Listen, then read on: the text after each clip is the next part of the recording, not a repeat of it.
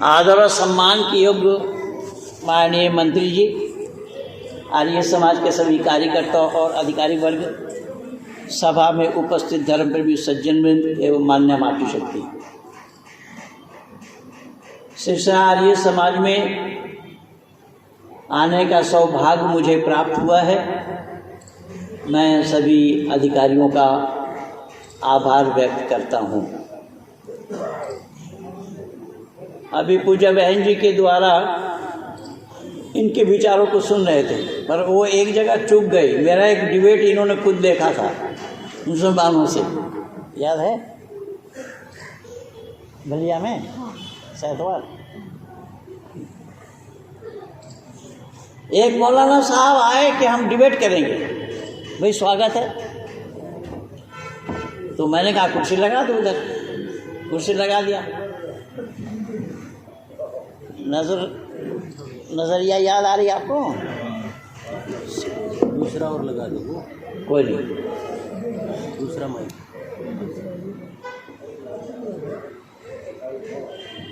मौलाना ने कहा कि अल्लाह एक है। मैंने कहा कि अल्लाह दूसरा अल्लाह बना सकते हैं। तो उन्होंने कहा कि हाँ, अल्लाह दूसरा अल्लाह बना सकते हैं, दूसरा नहीं, अल्लाह अनेक अल्लाह बना सकते हैं। मैंने कहा ठीक कह रहे हैं आप? बोले जी हाँ, बिल्कुल ठीक कह रहे हैं। मैंने कहा अल्लाह दूसरा अल्लाह बना सकते हैं, फिर कहा अनेक अल्लाह बना सकते हैं। मैंने कहा कि तुम्हारी बातें मूर्खतापूर्ण है। बोले क्यों? मैंने कहा कि तुम्हें ही नहीं अपितु संपूर्ण इस्लाम जगत के आलिमों को ये पता ही नहीं है कि बनाने वाला अल्लाह और बना हुआ अल्लाह दोनों में अंतर आएगा। एक बनाने वाला, दूसरा बना हुआ। समझ में आ रही है कि नहीं आई? समझ में आती तो दाद देते।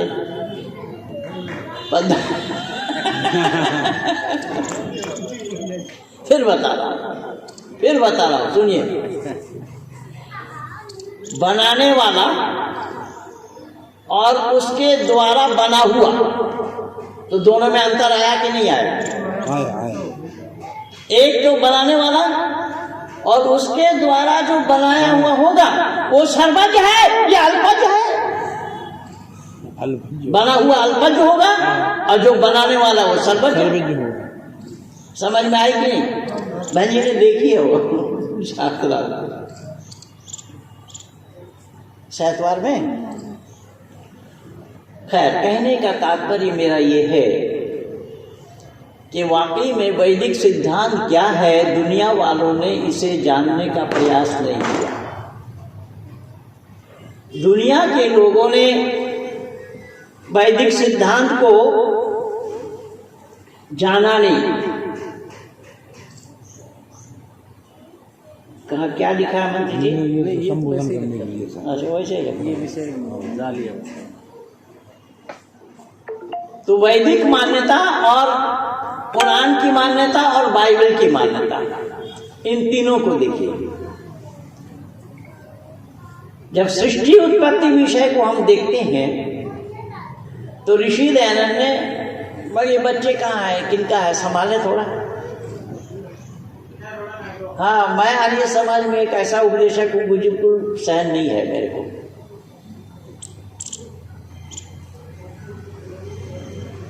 ऋषि दयानंद ने सत्याप्रकाश के 8वां समुल्लास में बहुत सुंदर स्पष्टीकरण दिया है। हम आर्य समाज के लोग सत्याप्रकाश को पढ़ करके नहीं देखते हैं कि ऋषि की मान्यता क्या है, ऋषि बोल क्या रहे हैं, ऋषि ने बताया क्या है, इसको हम जानने का प्रयास नहीं करते। अगर इस सच्चाई को जानेंगे तो ये जितने भी हैं आज धरती पर चलायमान, सब अलग हो जाएंगे और वैदिक सिद्धांत एक सर्वोपरि रहेगा। कैसा? तो ऋषि दयानंद यहाँ सृष्टि उत्पत्ति विषय को लिखते हुए बतलाते हैं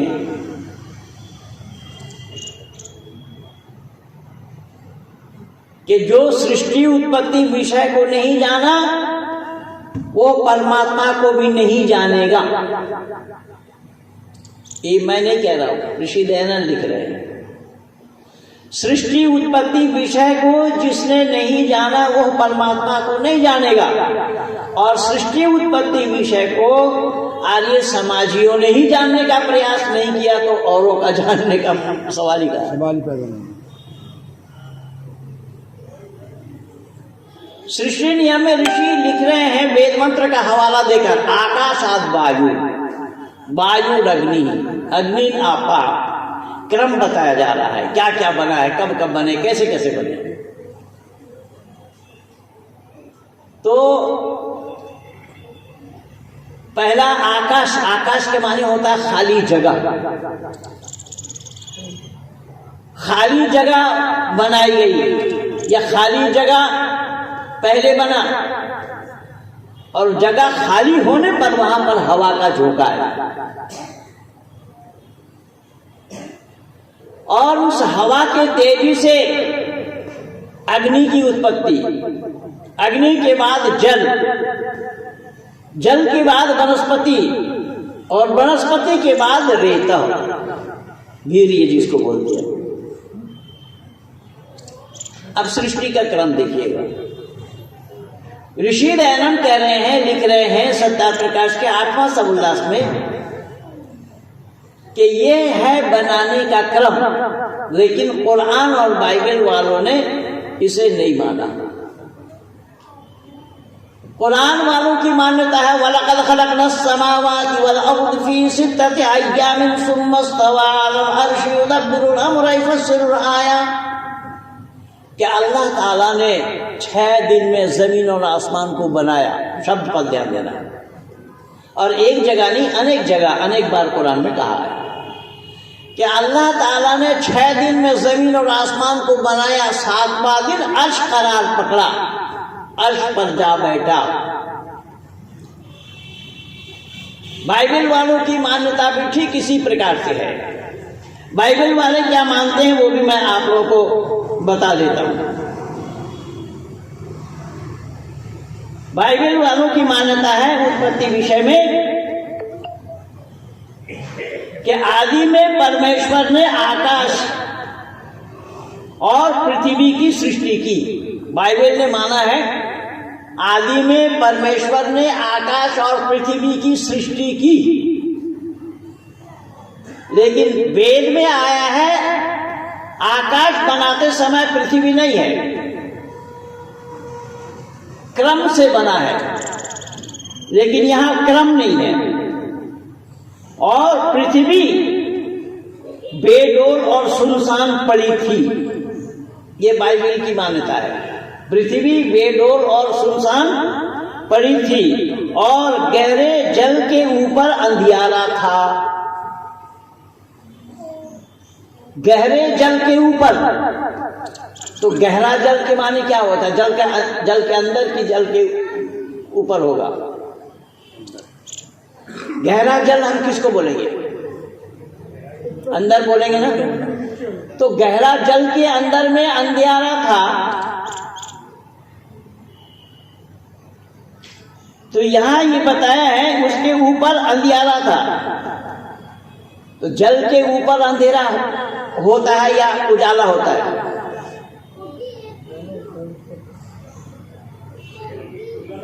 तभी तालाब में हम चले गए, किसी भी जोड़ में चले गए, कहीं पर भी गए, इस तरीके की जगह में जहां पानी जमा है, तो पानी के ऊपर अंधेरा होगा या पानी के ऊपर प्रकाश होगा? और ये बाइबल कह रहा है कि उसके ऊपर अंधेरा था, उसके ऊपर अंधेरा था और परमेश्वर का आत्मा जल के ऊपर मंडरा रहा था। मैंने 36 पादरियों को, अब तक समय लगा है, 36 पादरियों को अब तक वैदिक धर्म में दीक्षा दिया हूं। सब यूट्यूब में लगा है, सब यूट्यूब में लगा है। भारत से लेकर के वेटिकन सिटी तक के पादरी लोग मुझे ईसाई बनाने के लिए करोड़ों करोड़ों रुपया ऑफर, सारा यूट्यूब में लगा हुआ है। मैंने पादरी साहब से पूछा कि पादरी साहब, परमात्मा का आत्मा मंडरा रहा था? बोले हाँ। मैंने कहा देखा किसने? बोले क्यों? मैंने कहा लिखा। देख करके लिखा या बिना देखे लिखा? अंदाजा लिख दिया, लगे लगे ना लगे ना लगे। तो ये जो मान्यता है ये बिल्कुल वेद के विरुद्ध है। आप इस सच्चाई को जानते नहीं है, इसलिए इस प्रकार की बातें कर रहे हैं। परमेश्वर की जो आत्मा मंडरा रहा था और तब परमेश्वर ने कहा उजियाला हो जा। देखिए, परमेश्वर ने कहा उजियाला हो जा, और कुरान कह रहा है कुन हो जा, फयकुन बस हो जाता है। तो इन दोनों को सवाल किया मैं। और आज आप लोगों को मैं ये भी बता दूं कि 16 डिबेट अब तक मेरा हो चुका है। वेद के सामने मैं किसी को खाता खोलने नहीं दिया, चाहे मौलाना आए, मौलाना अपने अब्बा को लेकर के आए, कोई पादरी आए, वेटिकन सिटी से आए और भारत से आए, मैं वेद के सामने खाता खोलने नहीं दिया। अब उजियाला हो जाओ। जैसे मैं यहां आया तो इस फोन को छोड़ आया। मैंने आचार्य जी से कहा और आचार्य जी से परिचय हो गया आज मेरा। ये हमारे बिल्कुल नजदीक के हैं। तो मैंने उनसे बोला कि मेरा मोबाइल ले आइए। तो मोबाइल का पहले होना होगा या आचार्य जी का पहले रहना होगा? जिम्मेदारी के साथ बोलिएगा, फंस ना जाए कहीं आप। अरे भाई, जिसको आदेश दिया, हो जा माने आदेश ही तो है। तो हो जा होने वाला वस्तु पहले है या हो जा जिसको बोलेंगे, जो आदेश करेंगे, आदेश का पालन करने वाला पहले होगा? आदेश करने वाला तो अल्लाह है, गॉड है, यहोवा है, तो मान लिया। लेकिन आदेश का पालन करने वाले को पहला होना चाहिए या आदेश जिसके लिए है उसका हुक्म का पहले होना चाहिए? हुक्म का पालन करने वाला हो भाई। हुक्म का पालन करने वाला ना हो तो पालन कैसे हो पाएगा? मैंने बोला मोबाइल ले आइए, तो ये ना होते तो मैं किसको बोलता? किसी को भी मैं बोलता तो बोलने वाला जो मेरी बात सुनेंगे वो पहले होंगे या सामान पहले होगा? तो यहां हो जा बोला, हो जा किसको बोला? भाई, दुनिया बनाने से पहले कोई वस्तु थी ही नहीं। ऋषि दयानंद कह रहे हैं कि दुनिया बनाने से पहले कोई वस्तु थी ही नहीं। तो हो जा एक आदेश है, किसके लिए आदेश है? कुरान भी यही कह रहा है, इन्न मसल ईसा इंदल्लाहि कमसल आदम खलकहु मिन तुराबिन सुम्मा क़ाला लहु कुन फयकुन। जब हजरत मोहम्मद साहब से पूछा कि अल्लाह ने हजरत ईसा मसीह को बिना बाप का कैसा पैदा किया?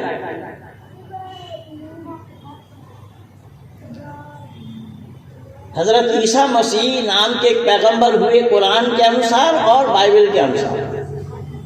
ये माशा जी को जगह दीजिए।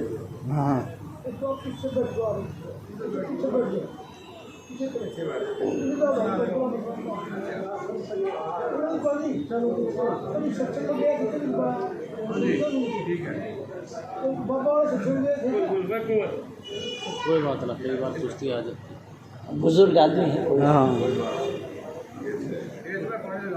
कोई बात। हजरत मोहम्मद साहब से पूछा लोगों ने कि हजरत ईसा मसीह को बिन बाप का कैसा पैदा किया? तो उसके जवाब में अल्लाह ने बोला कि अरे छोड़ो ईसा को, आदम को देखो, आदम को मैं बिना माँ और बिना बाप का पैदा किया। जब बिना माँ और बिना बाप का मैं पैदा कर सकता हूँ तो एक बिना बाप का पैदा करना मेरे लिए कोई कठिन काम है? मैं तो एक बार कहता हो जा, बस हो जाता है। ऋषि दयानंद यही पूछ रहे हैं कि किससे बोला हो जा? कोई वस्तु तो थी नहीं सामने। किसी को आदेश दे, किसी को हुक्म दे, तो हुक्म का तामील करने वाला पहले होगा ना। तो हुक्म का तामील करने वाला अगर पहले नहीं है तो हुक्म दिया किसको? ऋषि दयानंद के सवालों का जवाब दिया। कुरान का कहना है वलक़द ख़लक़नस समावाति वल अर्ज़ फ़ी सित्तति अय्याम, अल्लाह ताला ने 6 दिन में ज़मीन और आसमान को बनाया, 7वां दिन अर्श करार पकड़ा। मैं अभी कुछ दिन पहले बिहार के मोतिहारी में बोल रहा था, मोतिहारी शहर में बहुत सारे मौलाना लोग बैठे थे। तो एक मौलाना ने कहा कि साहब अल्लाह ने सबसे पहले सूरज बनाया। तो मैंने कहा कैसा बताया आपने कि आपने कल अपने वक्तव्य में कहा था कि सूरज के बगैर अल्लाह को दिन का पता कैसे लगा कि 1 दिन 2 दिन 3 दिन 5 दिन 4 दिन 6 दिन 7 दिन हुआ, सूरज के बगैर कैसे पता लगा? इसलिए अल्लाह ने पहले सूरज बनाया। मैंने कहा ठीक कह रहे हैं आप। बोले हाँ अल्लाह ने पहले सूरज बनाया। मैंने पूछा फिर क्या आप सही बोल रहे हैं? बोले जी हाँ।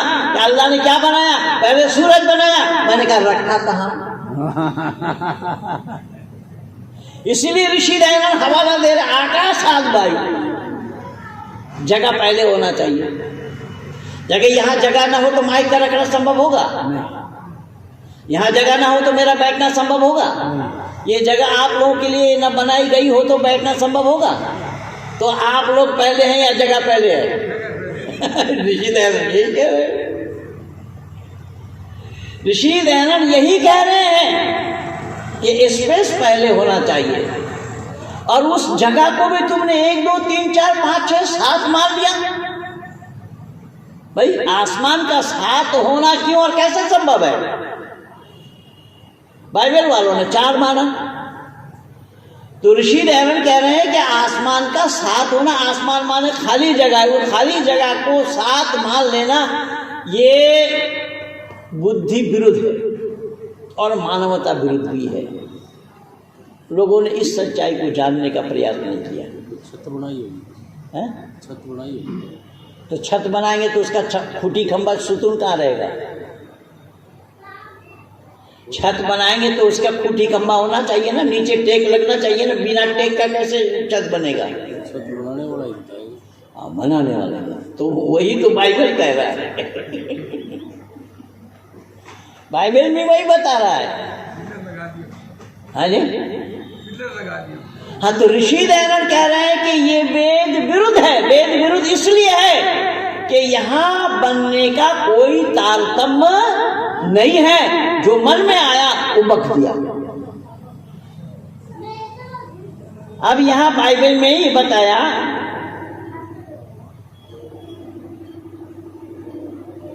और परमेश्वर ने उजियाला को देखा तो बताया अच्छा है। यानी उजियाला अच्छा होता है, स्वतः प्रकाश स्वतः अच्छा होता है। ये बाइबल के यहोवा को मालूम नहीं। उस प्रकाश को देखा तो बाइबल के यहोवा ने कहा, गॉड ने कहा अच्छा है। तो पहले देखा नहीं था उजियाला को। बाइबल के गॉड ने पहले उजियाला को देखा नहीं था। अच्छा है। ये आकाश सहित पहला दिन हुआ। अब एक दिन की बात ये बताइए, एक दिन में क्या क्या ये बनाया।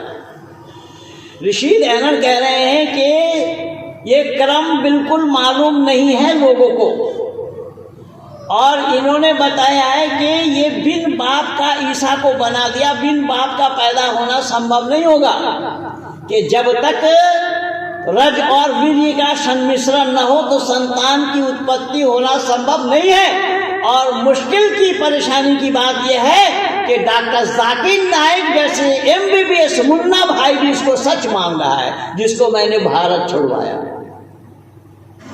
डॉक्टर जाकिर नाइक का नाम नहीं सुने होंगे आप लोग शायद। सुदर्शन न्यूज चैनल में देखिएगा, जाकिर नाइक का पर्दाफाश मेरा प्रोग्राम है। सुदर्शन न्यूज चैनल में अनेक प्रोग्राम है मेरा। तो ये विज्ञान विरुद्ध बातें हैं, मानवता विरुद्ध बातें हैं। तो बिन बाप का संतान का उत्पत्ति होना संभव है। ऋषि दयानंद ऋषि सत्या प्रकाश में ही लिख रहे हैं कि हमारे मुंह में जीभ नहीं है, तथापि मैं बोलता हूं। क्या बोला?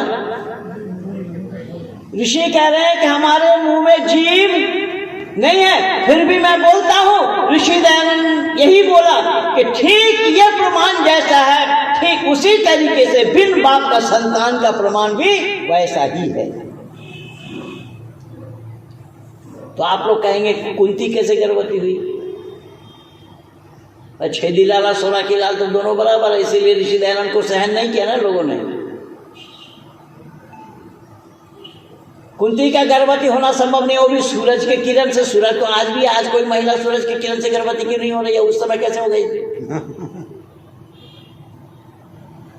हाँ, सूरज प्रसाद नाम का कोई व्यक्ति तो हो सकता है जो कुंती के पति हो।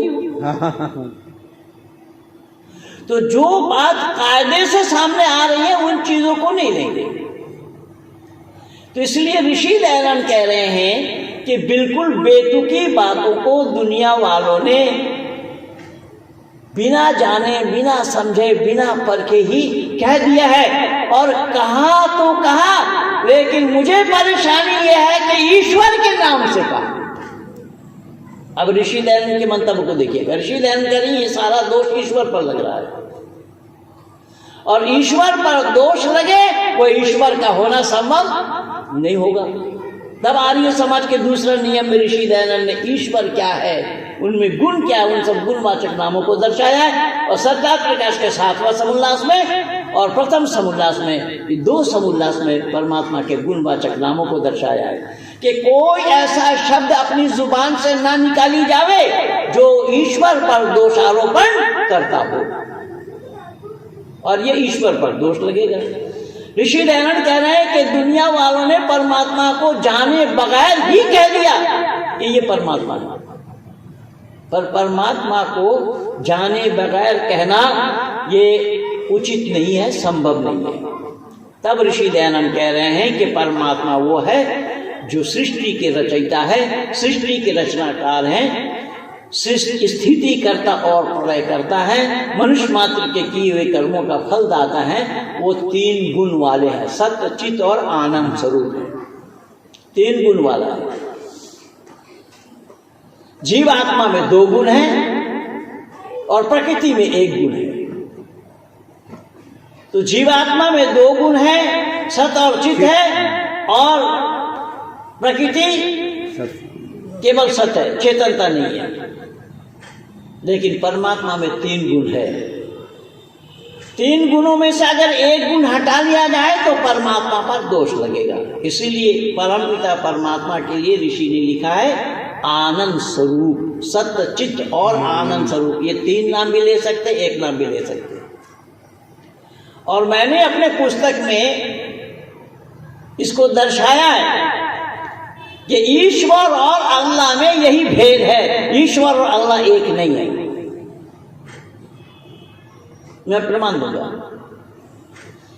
ईश्वर और अल्लाह में भेद है कि मोहनदास करमचंद गांधी की ये अज्ञानता थी जो उन्होंने इस तरीके से रघुपति राघव राजाराम, पतित पावन सीताराम, ईश्वर अल्लाह तेरो नाम, सबको सम्मति देव भगवान ये कहा है,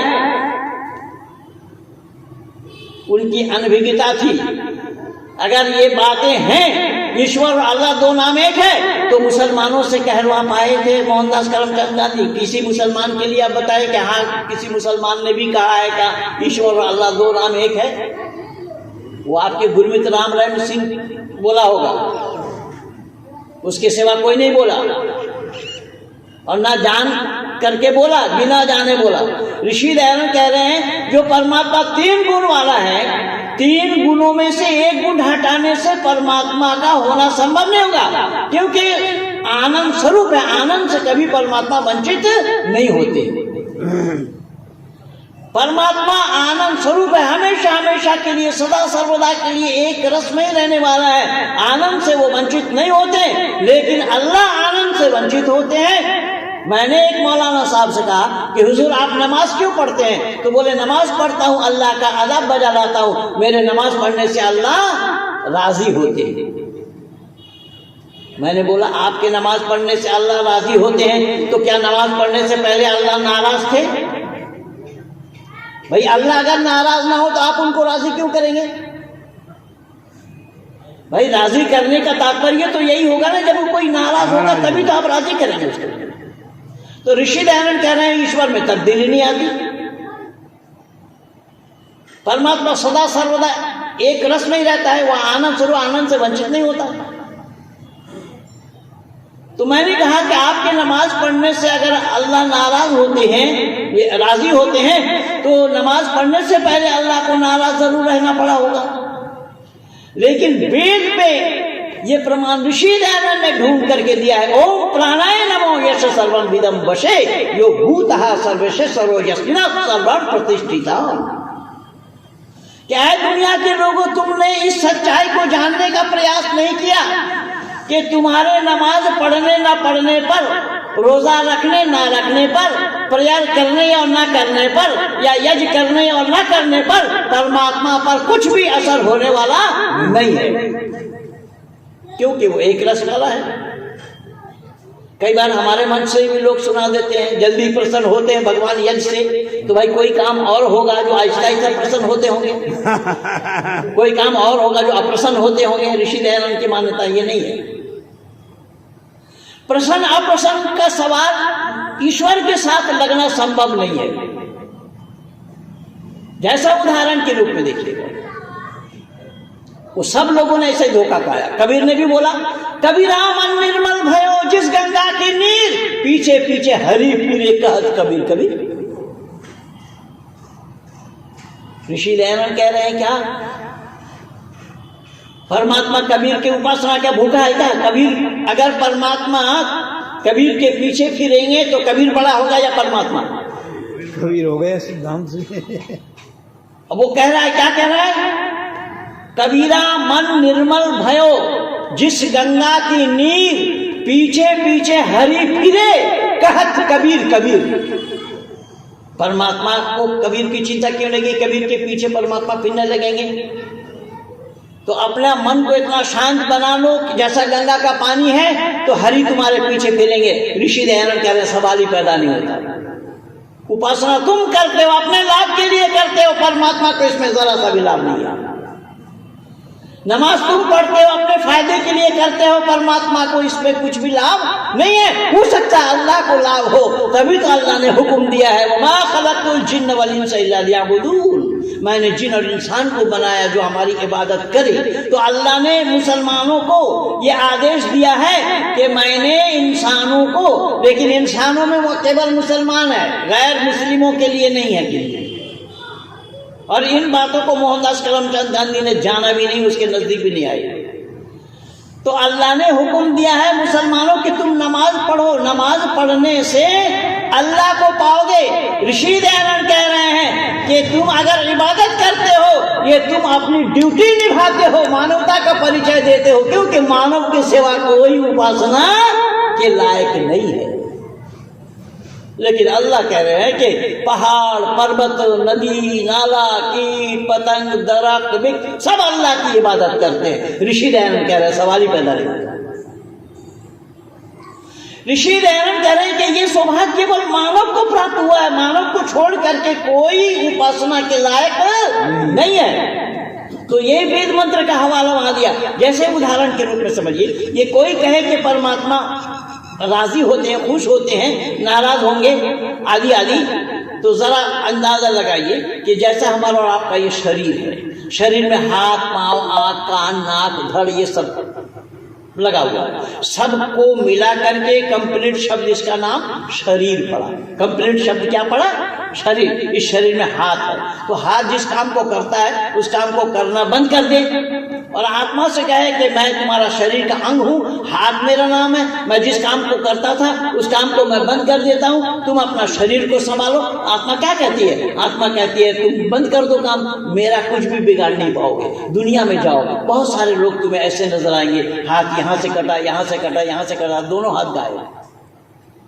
ऐसे आदमी हम और आप देखते हैं कि नहीं दुनिया में? बिल्कुल। हाथ का काम करना बंद कर देने पर आत्मा का कुछ बिगड़ा क्या? बिल्कुल नहीं बिगड़ा। पाँव का काम करना बंद कर देने पर भी आत्मा का कुछ बिगड़ेगा क्या? नहीं। आँख का काम करना बंद कर देने पर भी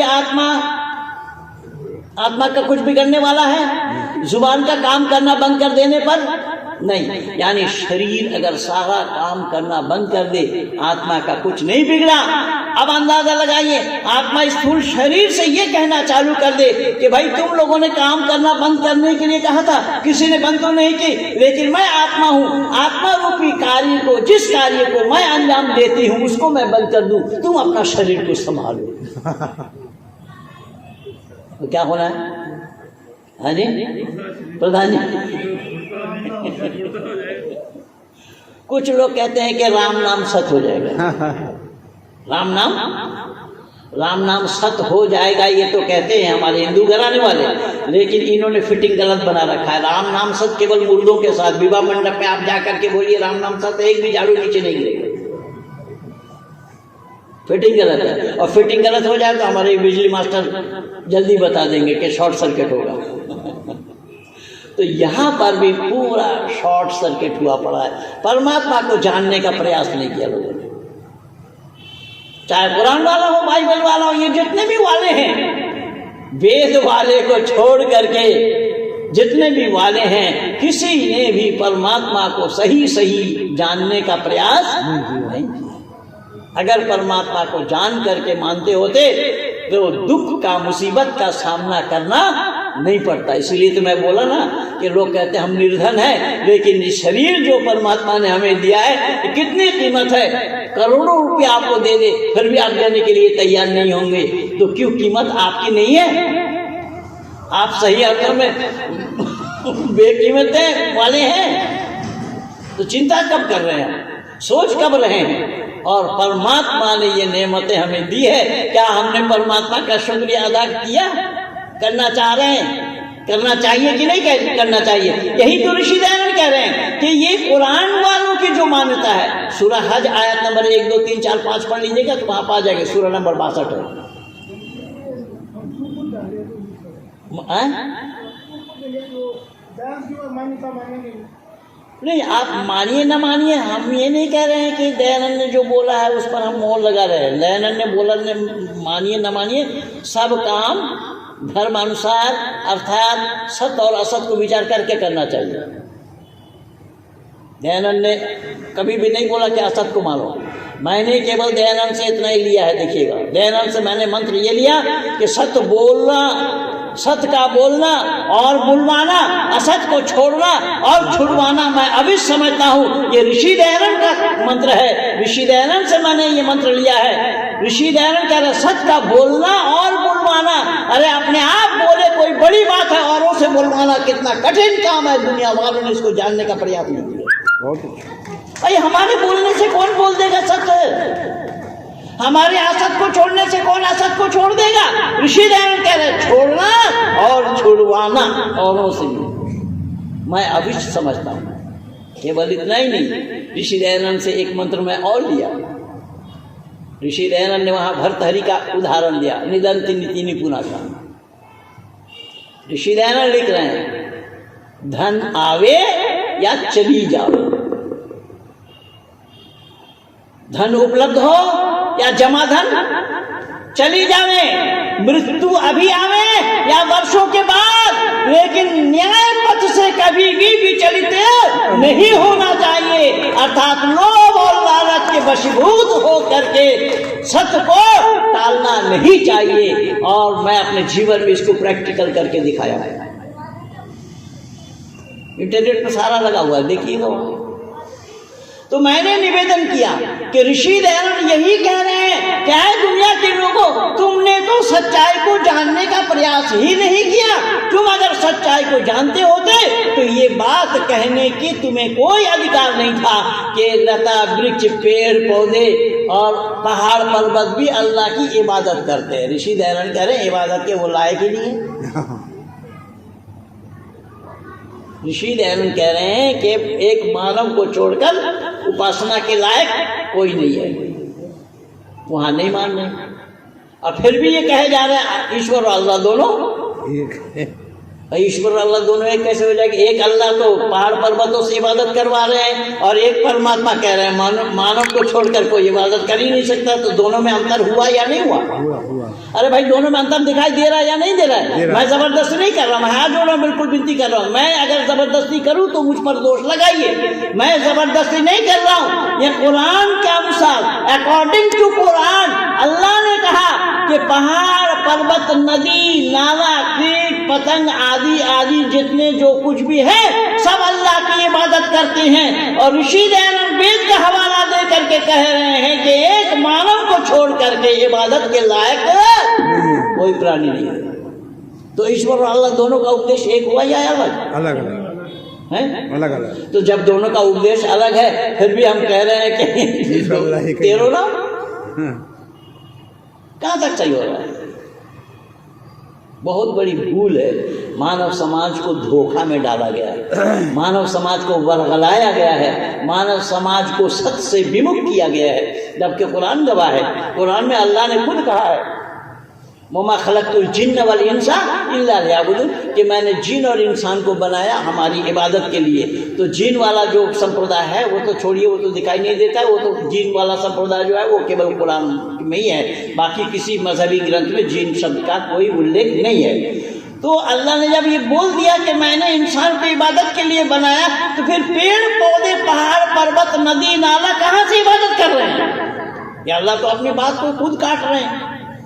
ऋषि दयानंद कह रहे हैं परमात्मा के पास परस्पर विरोधी बातें नहीं। देखिए ऋषि दयानंद के विचार देखिए। ऋषि दयानंद कह रहे हैं कि परमात्मा के पास परस्पर विरोधी बातें नहीं है। क्यों? कि परमात्मा ज्ञान में परिपूर्ण है। जो ज्ञान में परिपूर्ण है उन्हीं का नाम परमात्मा है। अगर उनकी बातें विरोधी हो, परस्पर विरोधी बातें हो, तो ज्ञान से खाली हो जाएंगे, ज्ञान से वंचित हो जाएंगे। और परमात्मा का ज्ञान से वंचित होना संभव नहीं है। तभी ऋषि दयानंद कह रहे हैं कि सत्य चित आनंद स्वरूप है, इसीलिए वो निराकार है। इसलिए वो निराकार है। कुरान वाले कह रहे हैं हम भी निराकार मान रहे हैं, बाइबल वाले कह रहे हैं हम भी निराकार मान रहे हैं। लेकिन कुरान वाले कहने के लिए भले ही कहे निराकार, लेकिन कुरान का अल्लाह निराकार नहीं है। मैं बता रहा हूं, कुरान का अल्लाह हजरत मूसा से बात कर रहे हैं, इसीलिए मूसा को कलीमुल्लाह कहा गया। कलीमुल्लाह के माने अल्लाह से कलाम करने वाला, कलाम माने बात। मूसा को कलीमुल्लाह कहा गया। मूसा अल्लाह से बात करने वाला। और अल्लाह से बात करने के लिए जब तू पहाड़ पर जा रहे थे, अल्लाह ने मूसा की जूती देख ली और कहा कि जूता खोल करके आओ। मैं नहीं कह रहा, कुरान में मौजूद है। ऋषि दयानंद कह रहे हैं ये सब ईश्वरीय ज्ञान का होना संभव नहीं है। तुम लोगों ने ये जो पाठ पढ़ा है, ईश्वर अल्लाह तेरो नाम, बोले ये दोनों नाम ना एक था ना है और ना होना संभव। दोनों नाम का एक होना संभव नहीं है, क्योंकि अंतर आ रहा है। परमात्मा ज्ञान में परिपूर्ण है और प्रकृति ज्ञान शून्य है। मानव समाज में जीव में कुछ ज्ञान है और कुछ अज्ञानता है, और ये अज्ञानता दूर करने के लिए परमात्मा का सानिध्य लाभ करता है। जीवात्मा ईश्वर का सानिध्य लाभ करता है। क्यों? अपनी अज्ञानता को दूर करने के लिए, परमात्मा से ज्ञान लेने के लिए। जैसा यहाँ देखिएगा, मैं आप लोगों से पूछ रहा हूँ या माइक से पूछ रहा हूँ? आप लोगों से, क्योंकि मेरे नजदीक में तो माइक है। मैंने माइक से क्यों नहीं पूछा? मैं जानता हूं कि माइक में जवाब मिलना, माइक से जवाब मिलना संभव नहीं है। तो जब जवाब मिलना माइक से संभव नहीं है, ये मैं जान रहा हूं, इसके बावजूद मैं पूछने लगूं तो यही कहेंगे भाई रामदेव जी को, मंत्री जी कहाँ से ये उल्लू पकड़ के ले आए। बिल्कुल स्वाभाविक बात है कि नहीं? यही कारण बना कि ऋषि व देव दयानंद दिमाग का ताला खोल रहे हैं। दिमाग का ताला को ऋषि दयानंद खोल रहे हैं। यही तो बात है कि ऋषि दयानंद ने हमें डूबते हुए को बचाए, तो और लोगों ने, ऋषि दयानंद ने केवल बचाया नहीं, तैरना सिखाया। वाह वाह। और जो तैरने वाला होगा ना वो खुद नहीं डूबेगा और किसी को डूबता हुआ भी अपने नजर के सामने नहीं देगा। ऋषि दयानंद ने इतना बड़ा काम किया है, लेकिन हम इतना एहसान फरामोश हो गए कि दयानंद का नाम लेना भी हम उचित नहीं समझते हैं। दयानंद के साथ हम विवेकानंद को खड़ा कर रखे। जो विवेकानंद गो मांस खा रहे हैं, जो विवेकानंद मूर्ति पूजा कर रहे हैं और कह रहे हैं खुद कि मूर्ति पूजा करना प्राइमरी क्लास की पढ़ाई है। भाई प्राइमरी क्लास की पढ़ाई है अगर विवेकानंद कह रहे हैं तो मरते दम तक वो मूर्ति पूजा कर गए, तो मूर्ति पूजकों को देखेंगे कि प्राइमरी क्लास में ही रहेंगे क्या? उनको कॉलेज में यूनिवर्सिटी में जाना नहीं है। तो कौन मूर्ति पूजा कैसे है जो बचपन से लेकर के बुढ़ापे में जाकर के मूर्ति पूजा छोड़ दिए? जरा बताना। लेकिन ऐसे लोगों की प्रधानता है और प्रधानमंत्री तक मान रहे हैं। खैर मैं उधर नहीं जा रहा हूं। मैं कहने का मकसद और उद्देश्य मेरा ये है कि आज अज्ञानता की भरमार है। सच्चाई दिखाने वाला, सच्चाई बताने वाला ऋषि दयानंद को लोगों ने जानने का प्रयास नहीं किया। ऋषि दयानंद ने जो रास्ता दिखाया वो रास्ता सत्य रूपी रास्ता है और विश्व पी करके ऋषि दयानंद ने वो रास्ता दिखाया, तथापि लोग इसके नजदीक आने के लिए तैयार नहीं है। और स्वामी विवेकानंद कह रहे हैं प्रत्येक आत्मा अव्यक्त ब्रह्म। जो अभी सुन रहे थे ईश्वरान जीव अविनाशी वाली बात, ये विवेकानंद की मान्यता है। विवेकानंद ने जो मान्यता उनकी है अद्वैतवाद वाली, अहम ब्रह्मास्मि वाली, तो उन्होंने शंकर को फॉलो किया और विवेकानंद ने कहा प्रत्येक आत्मा अव्यक्त ब्रह्म है। तो इसका मतलब व्यक्त करने वाला ब्रह्म कोई और है। अभी हम भाई विष्णुमित्र जी से चर्चा कर रहे थे कमरे में कि ये सवाल ही इन लोगों का गलत है। अभी पिछले रविवार को मेरा डिबेट था लखनऊ में इन्हीं ब्रह्म अद्वैतवाद वालों के साथ, अहम ब्रह्मास्मि वालों के साथ। तो मैंने केवल एक सवाल रखा। मैंने कहा कि देखिए ऋषि दयानंद को आप लोग मानते नहीं है। ऋषि दयानंद की मान्यता निजी मान्यता नहीं है। ऋषि दयानंद ने साफ कहा अलग कोई मत या पंथ चलाने का लेश मात्र भी अभिप्राय मुझ में नहीं है। ब्रह्मा से लेकर के जैमिनी पर्यंत तक ऋषि मुनियों के जो उद्गार हैं उसी का ही प्रतिपादन करना मैं अभी समझता हूँ। कोई अलग मत या पंथ मैं चलाना नहीं चाहता। अगर मत पंथ चलाना होता तो इतने मत चले हुए हैं, मैं किसी एक मत का अनुयायी अवश्य होता। ये ऋषि कह रहे हैं। अब यहां मैंने बोला कि भाई जब आप लोग ये मान रहे हैं कि ब्राह्मण का संतान ब्राह्मण होगा, शब्द पर ध्यान देना जरा।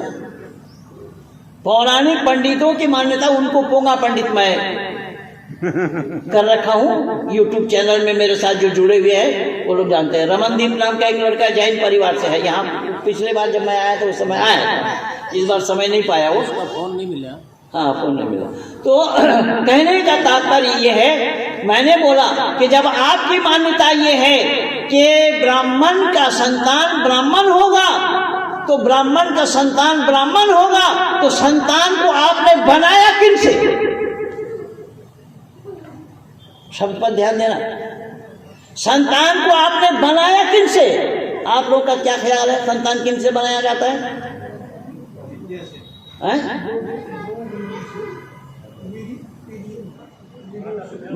हाँ तो इतना देर क्यों कर रहे हैं? मेरा समय किल हो रहा ना।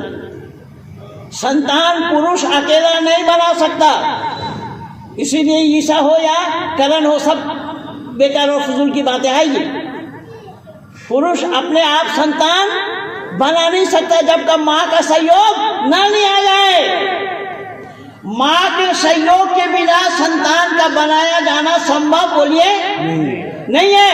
तो जब माँ के बिना संतान का बनाया जाना संभव नहीं है, तो फिर ये पौराणिक पंडित मान रहे हैं माताओं को शूद्र मान रहे हैं। स्त्री शूद्रो ना जीता मिति श्रुति।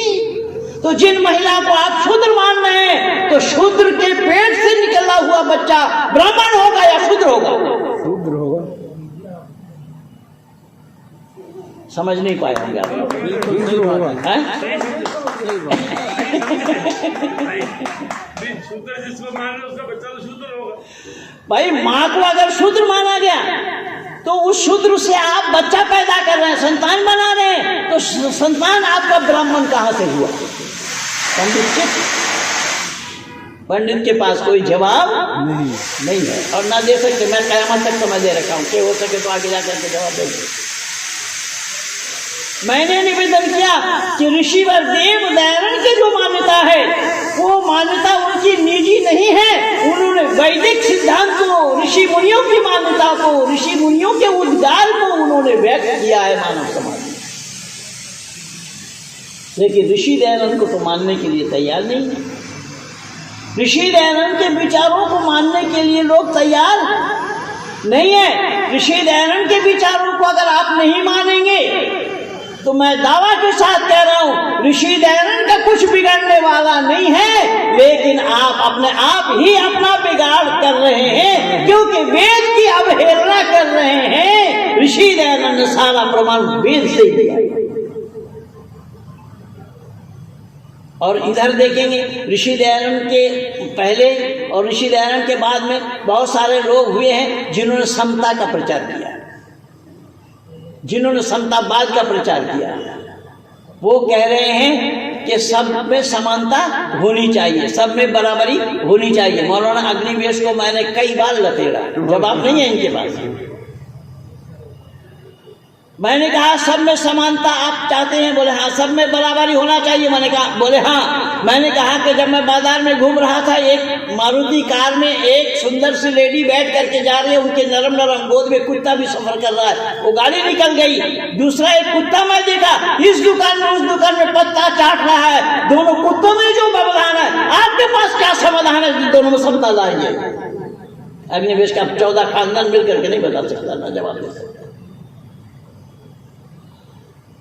समता उसी समय के मानने वाले, चाहे लेनिन हो, हो ची मिन हो, माओ से तुंग हो, ये जितने भी थे ये सब समता के प्रचारक थे, समता के मान करने वाले थे। लेकिन ईश्वर को तिलांजलि दे करके समता का मान कर रहे थे। और समता का मान ऋषि दयानंद का भी था। ऋषि दयानंद योग्यता के बल पर समता बताया कि मेरिट के आधार पर समता हो, न कि अयोग्य आदमी को आप बिठा देंगे। तो अयोग्य आदमी को आप बिठा देंगे, वो जिम्मेदारी के साथ काम करेगा क्या?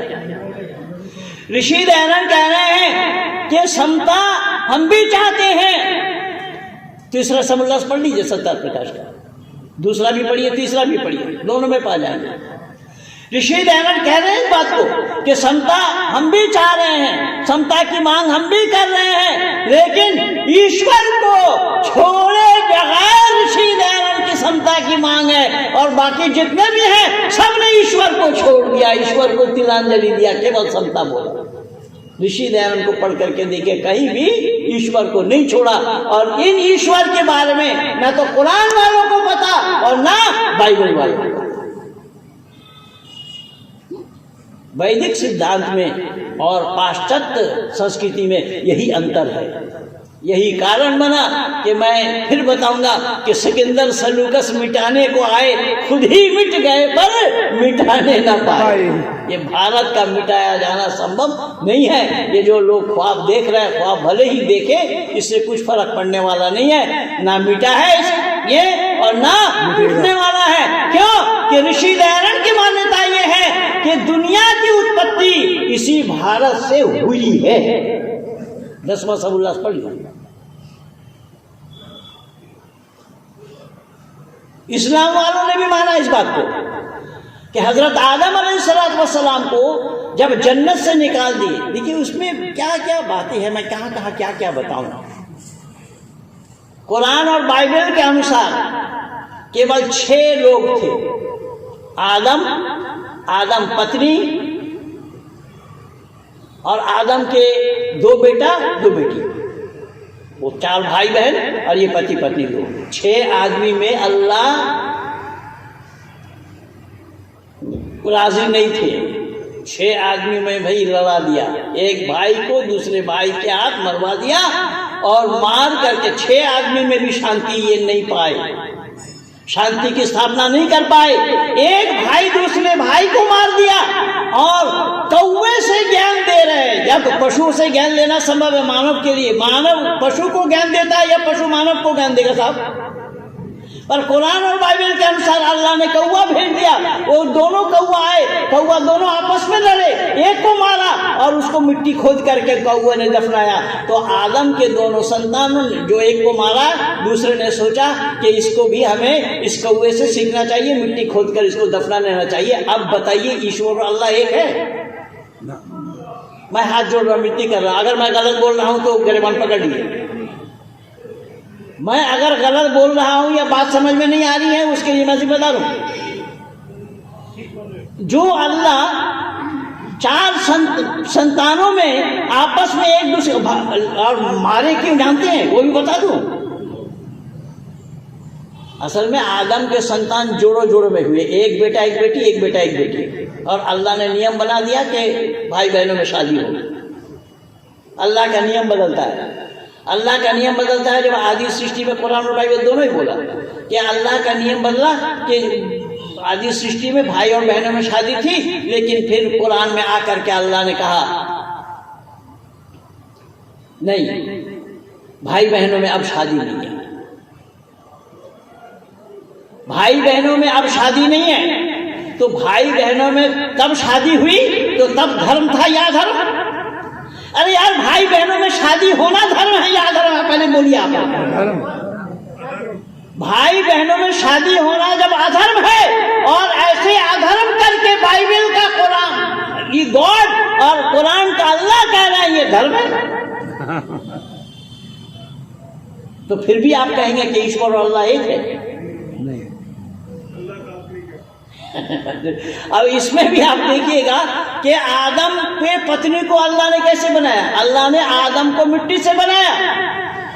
अल्लाह को महिला बनाना नहीं आया। और अल्लाह के माया, आदम के माया पसली के हड्डी निकाल कर महिला को बनाया, उसके स्त्री को। और इस्लाम वालों की मान्यता है कि दाया पसली के बजाय माया पसली की एक टेढ़ी हड्डी कम है। तो मैंने उन लोगों से पूछा, इस्लाम वालों से, कि दाएं के बजाय बाएं पसली की अगर एक टेढ़ी हड्डी कम है तो कुरान के अनुसार वैन खिफ्तुम अल्लाह तुक्सितु फिल यतामा फनकिहु मा ताबा लकुम मिन निसाए मसना व सुलासा व रुबा व इन तअदिलु फवाहिदतन अव मा मलकत अयमानुकुम। कुरान खुद कह रहा है कि अगर तुम लड़कियों के साथ सुविचार नहीं कर पाओगे तो तुम शादी करो, निकाह करो, 2-2, 3-3, 4-4, लेकिन समान विचार होना चाहिए। तो अगर एक पत्नी के कारण एक बाएं पसली की टेढ़ी हड्डी कम है और जिनके पास 4 पत्नियां हैं उनकी हड्डी कितनी कम होनी चाहिए? लेकिन मेडिकल साइंस के अनुसार हड्डी कहीं भी कम नहीं है। और इसके बावजूद भी कोई ये कहे कि कुरान, ईश्वर और अल्लाह दोनों एक है, वेद और कुरान और बाइबल सब एक है, ये कैसा संभव हो रहा है? इसलिए इसको जानना बहुत जरूरी है। ये जानकारी ऋषिवत देवदयानंद ने दी है। देवदयानंद ने दुनिया वालों से कहा, क्या है दुनिया के लोगों, यही तो कारण बना कि सृष्टि उत्पत्ति विषय को जानो। पहले सृष्टि उत्पत्ति विषय को जाने बगैर परमात्मा का भी जाना संभव नहीं है। इसीलिए ईश्वर सत्य चित्त आनंद स्वरूप और निराकार है। लेकिन कुरान वालों ने बोल दिया निराकार, पर अल्लाह निराकार नहीं है। यही तो मैं बोला ना, वलक़द खलक़ना समावाति वल अर्ज़ फ़ी सित्तति अय्यामिन सुम्मा इस्तवा अलल अर्शि युदब्बिरुल अम्र यफ़स्सिलु आयात, कि अल्लाह ताला ने 6 दिन में जमीन और आसमान को बनाया, 7वां दिन आराम किया, तख्त पर जा बैठा, अर्श पर जा बैठा। तो बैठने वाला साकार होगा या निराकार होगा भाई? साकार होगा। बैठने वाला साकार होगा या निराकार होगा? साकार होगा। और ऋषि दयानंद कह रहे हैं कि ईश्वर के साथ बैठने का कोई सवाल ही पैदा नहीं होता है। अक्षुक्रम अकायम शब्द आया है ईश्वर के लिए, अक्षुक्रम अकायम शब्द आया है। उसकी कोई काया नहीं, कोई प्रतिछवि नहीं, कोई प्रतिमूर्ति नहीं है। तो जब ईश्वर की कोई काया नहीं, कोई प्रतिमूर्ति नहीं, उसकी कोई छाया नहीं है, तो फिर ऐसे ईश्वर को ये बता देना कहाँ तक सही हो रहा है कि कुरान है, बाइबल है और वेद है, ये सब एक है, बराबर है? तो ईश्वर और अल्लाह दोनों का उपदेश बराबर कैसे हो जाएगा? उपदेश तो बराबर नहीं है, ईश्वर और अल्लाह भी दोनों बराबर नहीं है, एक नहीं है, इसीलिए उपदेश भी बराबर नहीं होगा। तो ऋषि दयानंद कह रहे हैं कि निराकार परमात्मा है, परमात्मा का साकार होने का कोई सवाल पैदा नहीं होता। कि परमात्मा साकार हो जाए तो परमात्मा पर दोष लग जाएंगे, वो एक देशी हो जाएंगे, अल्पज्ञ हो जाएंगे, सर्वज्ञ से वंचित हो जाएंगे, ये सारा दोष लगेगा परमात्मा पर तुम लोगों ने परमात्मा को जाने बिना ही आग दिया परमात्मा के नाम से। इसीलिए ऋषि दयानंद लिख रहा है कि वो सर्वशक्तिमान है। कौन? परमात्मा सर्वशक्तिमान है। कुरान कह रहा है कि हाँ वो भी कादिर मुतलक है, अल्लाह सर्वशक्तिमान है, वो कादिर मुतलक है। कैसे कादिर मुतलक है? कि इन्नल्लाह यर्ज़ुक़ु मन यशाअ बिग़ैरि हिसाब, अल्लाह ताला जिसको चाहते हैं बेहिसाब रोजी दे देते हैं। क्यों? बोले वो सर्वशक्तिमान है, इसलिए जिसको चाहते बेहिसाब रोजी देते हैं। ऋषि दयानंद फौरन गर्दन पकड़ कर कह रहे हैं कि अल्लाह हिसाब वाला है या बेहिसाब वाला है, पहले इसको क्लियर करो। अल्लाह को हिसाब वाला होना चाहिए या बिना हिसाब वाला होना चाहिए? है? लेकिन कुरान कहता है वो बेहिसाब वाला है। इन्नल्लाह यर्ज़ुक़ु मन यशाअ बिग़ैरि हिसाब, जिसको चाहता है बेहिसाब रोजी देता है। पर ऋषि दयानंद कह रहे हैं बेहिसाब रोजी देना औरों के साथ अन्याय होगा। ऋषि दयानंद कह रहे हैं कि बेहिसाब किसी को रोजी देना क्या होगा? औरों के साथ अन्याय होगा। ऋषि दयानंद कह रहे हैं कि ये परमात्मा पर आरोप मत लगाओ। क्यों? कि तुम लोगों ने जाना ही नहीं परमात्मा कौन है। परमात्मा कौन है अगर जाने, घड़ी देखा नहीं, भाई रामदेव सोच रहे कि भूत सवार हो गया इस पर। ये सब सुन रहे हैं। तो कहने का तात्पर्य मेरा, सब सुन रहे हैं, मैं सुनाता रहूंगा, रात भर सुनाता रहूंगा। कहीं ये मत समझिएगा कि मैं परेशान हूँ। आपने दोपहर में क्या? हाँ बिल्कुल, मैं बता रहा हूँ कि आप लोग उठने का नाम नहीं ले सकते कि जो चीज मैं सुना रहा हूँ ये नई बातें हैं, आप लोगों के लिए कभी सुनी भी नहीं होगी। इसलिए मैं बोल रहा हूँ कि मैं उठने का नाम नहीं दूंगा और ना आप लोग को उठने दूंगा, ना मैं खुद रुकूंगा और ना आप लोगों को रुकवाऊंगा। लेकिन हाँ, मैं रात भर यूं ही बैठा बैठा बोलता रहूं, आप लोग बैठे बैठे सुनते रहे। लेकिन आपके पड़ोसी ये सोच रहे होंगे भाई रामदेव जी किस शैतान को बुला लिया, किस मरदूत को बुला लिया, तो नींद हराम कर रखा। तो ऐसा भी नहीं होना चाहिए। इसलिए मैं निवेदन कर रहा हूं कि ऋषि दयानंद ने किस तरीके से भेद खोला है। देखिएगा, ऋषि दयानंद ने वेद के आधार पर भेद खोला है। ऋषि दयानंद कह रहे हैं परमात्मा को जानने के लिए वेद का सानिध्य लाभ करो। वेद से इतर कोई ऐसा ग्रंथ नहीं, कोई ऐसी किताब नहीं कि जिससे परमात्मा का जाना जाना संभव हो। ये मैं नहीं कह रहा हूं, ऋषि दयानंद कह रहे हैं। इसीलिए ऋषि दयानंद कह रहे सर्वशक्तिमान का अर्थ क्या है? सर्वशक्तिमान का अर्थ यह है ऋषि के अनुसार कि परमात्मा के जिम्मे में जो काम है उस काम को अंजाम देने में परमात्मा किसी का सहयोग नहीं लेते हैं। इसीलिए वो सर्वशक्तिमान, उसको किसी का सहारा नहीं चाहिए, किसी का सहयोग नहीं चाहिए, इसलिए वो सर्वशक्तिमान है। ये मतलब नहीं कि जिसके मन में जो आया वो उसको वही दे दे। केवल इतना नहीं, कुरान यही नहीं रुका, कुरान फिर कह रहा है वातुइज़्ज़ु मन तशाअ व अतुज़िल्लु मन तशाअ बियदिकल खैर इन्नका अला कुल्लि शैइन कदीर। कि अल्लाह ताला जिसको चाहता है इज्जत देता है, जिसको चाहता है बेइज्जत करता है। ऋषि दयानंद कह रहे हैं कि वो इज्जत वाला काम करेगा तो वो इज्जत प्राप्त करेगा, और किसी की जो बेइज्जती हो रही है उसका काम ही उसको बेइज्जत किया है। दोनों में अंतर आया कि नहीं आया? इसके बावजूद भी कोई कहे ईश्वर अल्लाह तेरो नाम, तो सही होगा या गलत होगा? तो पाठ आप लोगों को गलत पढ़ाया गया है, तो पाठ को सुधारिए। जब तक आप पाठ नहीं सुधारेंगे तो आप लोग भी सच्चाई के नज़दीक आ नहीं पाएंगे। कैसा पाठ गलत पढ़ाया उसका भी एक दो उदाहरण मैं दे रहा हूँ। जिस अर्जुन ने अपनी ज़िंदगी में कभी झूठ नहीं बोला, जिस अर्जुन ने अपनी जिंदगी में कभी झूठ नहीं बोला, बड़े भाई को जुआ खेलने से रोका, ऐसे अर्जुन को हमने केवल वीर कहा। वीर के अतिरिक्त अर्जुन को कोई उपाधि नहीं दी गई, केवल वीर कहा। और जिन्होंने घर के संपत्ति को जुआ के बाजी में हारा, उससे भी तसल्ली नहीं हुई, घर के कुल वधु को भी जुआ के बाजी में लगा दिया। उन्हें क्या कह रहा है, क्या आप लोगों ने जरा जल्दी बोलना। अरे अब वेद में आया है जुआ खेलना पाप है। वेद में तो परमात्मा का उपदेश है, खेती कर जुआ मत खेल। राजा अश्वपति भी चिल्ला चिल्ला कर कह रहे हैं कि हमारे देश में कोई जुआड़ी नहीं, कोई शराबी नहीं, कोई व्यभिचारी नहीं, कोई चोर तक नहीं है। तो जिस देश में जुआड़ी, शराबी, व्यभिचारी, चोर तक नहीं, उस देश में जुआड़ी को धर्मराज कहना सच है या झूठ? तो कभी बोला है किसी ने? इसी तरीके के अनेक बातें हैं जो झूठ हम लोगों को पढ़ाया गया है। इसीलिए मैं कहूंगा कि आज बिगड़ी है डगर, उस बिगड़ी डगर को बदलो, गांव को बदलो और नगर को बदलो। टोपी को बदलने से न बदलती है निजाम, घर बदलना इंसान के सर को बदलो। आज समय आया है इंसान के सर को बदलने का, और सर को बदला जा सकता है केवल विचारों के द्वारा, दूसरा कोई रास्ता नहीं। सर का बदला जाना संभव नहीं है विचारों को छोड़कर। सर को अगर बदलना होगा तो विचारों के द्वारा ही बदलना पड़ेगा। ये पाठ गलत है। कैसा गलत है, मैं फिर एक प्रमाण और दे रहा हूं।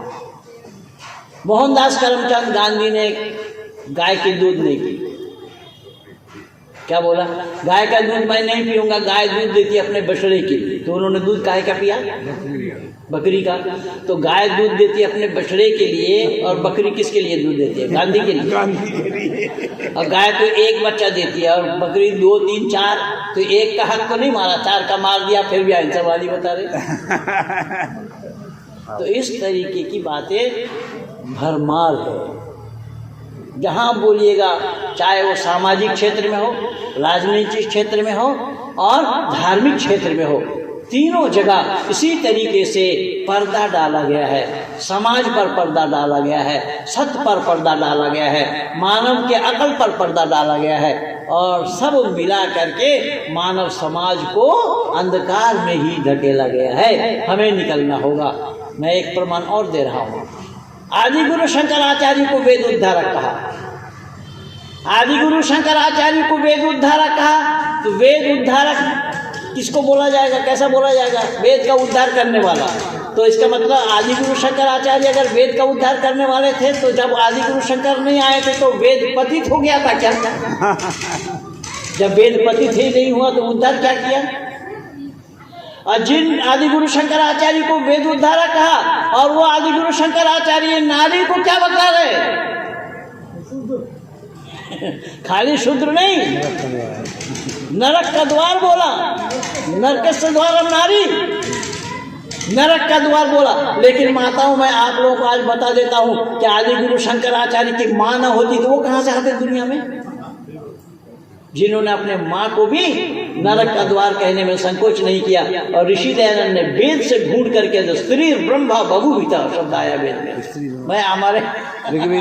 में।